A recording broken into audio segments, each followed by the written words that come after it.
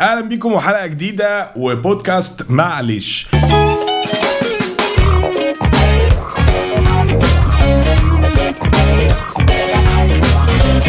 الحلقه بتاعت النهارده احنا هنتكلم فيها في موضوع مختلف شويه. احنا هنتكلم النهارده في التوكسيك بوزيتيفيتي. ايه هي التوكسيك بوزيتيفيتي؟ هو ده اللي احنا هنتكلم فيه النهارده وهنعرفه. انا موجود معايا النهارده ضيف خاص جدا هيبقى موجود معانا في حلقات كتير. معايا مرموره. ازيك يا مرموره؟ عامل ايه؟ كله تمام زي الفل. انا مدام خالد عليش. اهلا وسهلا. عامله ايه؟ مرهانه عمرو المذيعه الشهيره. طيب احكي لي تعرفي ايه عن التوكسيك بوزيتيفيتي؟ عامه احنا لما فتحنا الموضوع مع بعض لقينا ان انا وانت كل الناس بيتعرضوا للتوكسيك بوزيتيفيتي، بس مش شرط يكونوا عارفين معنى بتاع الترم ده. زي حاجات كتيره جدا بنتعرض لها بس الناس بقت بتحط ليها مسميات كده. ايوه منها كلمه توكسيك على فكره. ايوه توكسيك اللي هو لما تبقى مثلا تعرف حد خطيبك مسموم بتاع فبيبقى علاقه سامه يعني. دي علاقه توكسيك. ايوه. فالتوكسيك بوزيتيفيتي جايه من نفس الفكر ده، ليها علاقة انه احنا ساعات بنحاول نجمل واقع لناس حوالينا ولما هنكون بنحور في حاجات مش منطقية بترسم للي قدامك كده او بتهيأ له ان هو يحس ان اللي جاي احلى. بس في اوقات كتيرة مش حاجة وحشة ان انت تكون بتقول الواقع اللي هو ممكن يكون فيه سلبيات عشان الشخص اللي قدامك حتى يكون واخد باله او يكون مهيأ نفسيا ان في حاجة مش ألذ حاجة جاية. يعني معنى كده ان انت بتحاول تنشر طاقة ايجابية، ولكن الايجابية دي هي سامة للشخص اللي بيتلقاها، الشخص اللي قاعد بيسمعها. يعني مثلا انت جاي حد زميلك صاحبك صديقك واحد بيشتغل معاك فبيقول لك والله انا زعلان جدا وقرفان جدا ومتضايق جدا والدنيا والعيال زهقانه وبتاع. طب انت قايل له ايه؟ طب ما تاخدهم يومين اطلع بيهم على الساحل مثلا. فده بالنسبه له حاجه صعبه، ولكن انت سهلتها له جدا وشايفها ان هي سهله جدا، فدي حاجه ايجابيه منك. اللي هو يا عم تضايق ليه؟ ما تطلع الساحل. ولكن هو بالنسبه له دي حاجه بعيده، فبالتالي هتبقى ايجابيه سامه جدا بالنسبه له. صح كده؟ بتحسسه ان هو ايه ده؟ يعني انا مش يعني انا فقير بقى. يعني هو بدل ما يحس المشكله بتتحل بيحس ان هو لا اوكي انا كده الدنيا ضيعه يعني. فانت بتضيعها له اكتر يعني. عشان كده مهم ان احنا نبقى عارفين ان احنا مؤثرين جدا جدا في كل اللي حوالينا.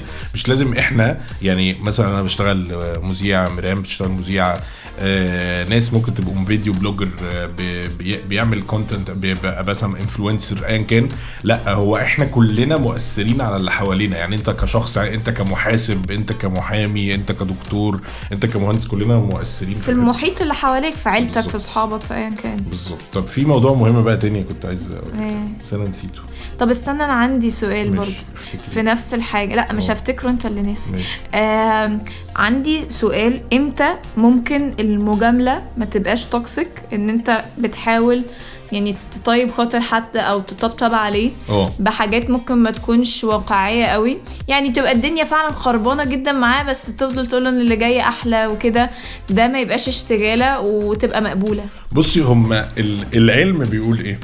العلم بيقول ان انتي لما تلاقي حد متضايق من حاجه ما تقولوش يا عم مش مستاهله، يا عم الضيق اللي انت فيه ده كله يعني. ليه؟ لان هي فعلا ممكن ما تكونش مستاهله بالنسبه لك، بس هو بما انه متضايق فهي مستاهله بالنسبه له. فانتي اول حاجه لازم تقوليها لاي حد متضايق ان هو عادي ان انت تبقى متضايق.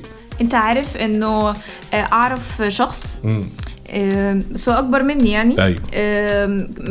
كان متجوز وعنده بنت وحصل طلاق، ولكن طلاق يعني عادي صحي ما فيهوش مشكله والعلاقات تمام وكل حاجه. بس البنت وهي صغيره هي بقت حاسه يعني اكيد بتحس باختلاف، بتحس ان الاهل ما بقوش عايشين مع بعض، بتحس ان كل حاجه يعني it's split to two، ان هي كل حاجه متقسمه ما بين اتنين.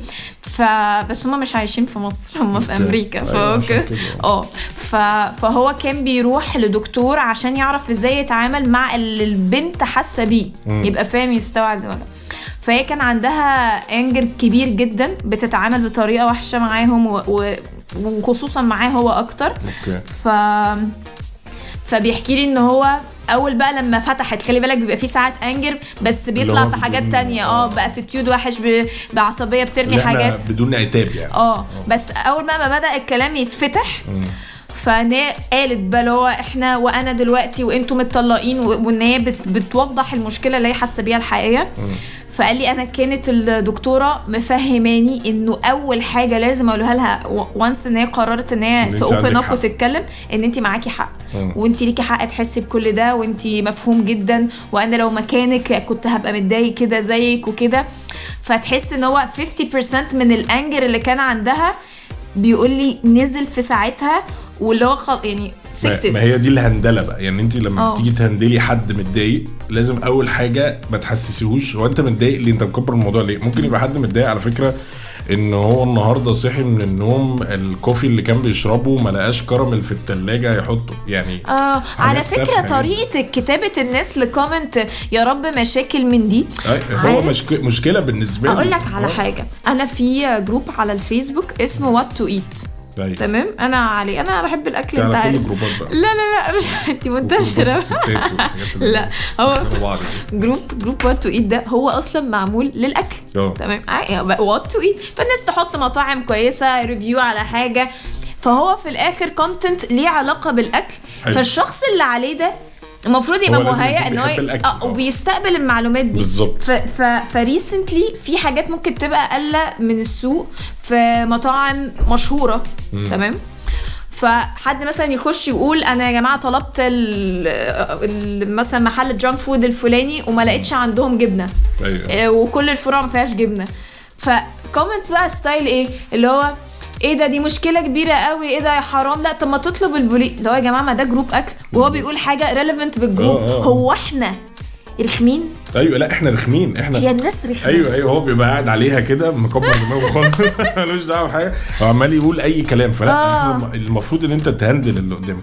المهم عايزين او اسكت او تسكت. أيوة. على فكره ده جزء. لا يعني احنا مش لازم نبقى كلنا شاطرين في الهندله يعني مش شرط ان وانا ما قلتش ان دي مشكله يعني هتهد الكون بس هي مشكله قابلته بعض وانا بطلب الاكل. مين فينا وهو بيعمل اوردر لاكل لو جه غلط ولا كان في حاجه ولا انا عامله حسابي على ساندوتش معين وقال لي النهارده مش موجود لا وعايز ملح معين انا بعمل مشكله يعني ايه تشيلوا من المنيو ده ايه الموضوع.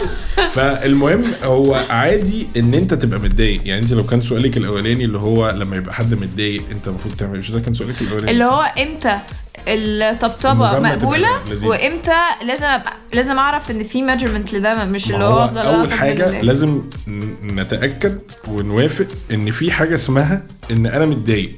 يعني شعور ان انت متضايق وشعور ان انت حزين ده شعور حقيقي. شعور ان انت محبط ده شعور حقيقي لازم يجيلك. لو هو ما جالكش يبقى انت جبلة ما بتحسش. لازم تبقى انت عندك احساس طول الوقت.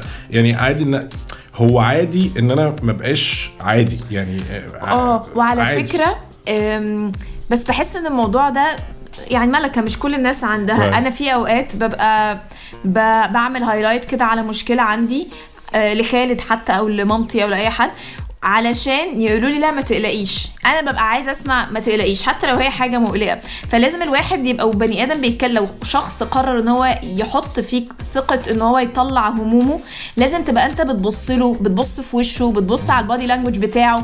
لو انت ما عندكش ده ما اعتقدش ان في ناس كتير هتحاول تعتمد عليك في الموضوع ده. بس لازم تكون عارف ان الشخص ده محتاج ايه دلوقتي. هل انا محتاجه نصيحه حقيقيه ولا محتاجه فعلا لحد يهندل لي موقفي بس هو اول حاجه مع اي حد لازم بجد ان انت اول حاجه بتعملها ان انت تقول له انا متفهم المشكله اللي عندك دي كويس ولو ماسك الموبايل تسيبه جدا. وبعد كده الانتباه بقى وكل الحاجات دي طبعا مهمه قوي لان وعلى حسب علاقتك بالشخص. بس مهما كانت علاقتك بالشخص لازم يحس ان انت مهتم بيه. بس النقطه الثانيه المهمه هو عادي ان انت تكون شخص عادي. دي احنا ممكن نبقى نعمل لها حلقه مخصوص. ممكن تعزمني فيها انت معزومه في كل حاجه. هفتح وش احنا عمالين بنتكلم العادي ان انت تكون شخص عادي. يعني عادي ان انت تبقى متضايق عادي ان انت تبقى زعلان عادي ان انت تبقى فرحان عادي ان انت تبقى لو فقدت حد عزيز عليك ان انت تبقى متضايق وتدخل في قوقعه بتاعتك وتقعد وتاخد الكام يوم بتاعك تبقى متضايق. فلازم احنا كمان نبقى مقدرين اللحظات دي بتاعت كل الناس ان هو عنده مصيبه او عنده مشكله او عنده حاجه فهو زعلان عشانها بس هيبقى كويس يعني ومش زعلان عمال على بطال. بس فانت نورتينا في الشويه دول. ميرسي جدا. الحلقه الجايه هنتكلم رجلي نملت عادي عشان هي قصيره فقاعده على كرسي على المعليه نفسها. ماشي جامد. الحلقه الجايه هنتكلم ان عادي ان انت تكون شخص عادي.